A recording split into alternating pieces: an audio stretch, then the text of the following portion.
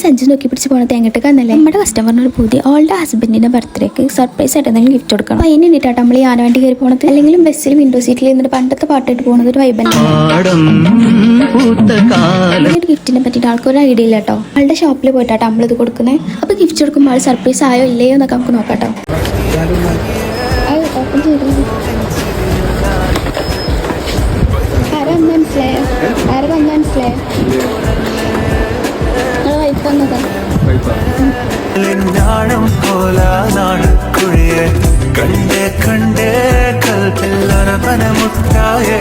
നല്ലോണം സർപ്രൈസ് ആയിട്ടുണ്ട് കേട്ടോ. നമ്മള് വർക്കിന്റെ ഫൈനൽ ലുക്ക് നോക്കിയാലോ.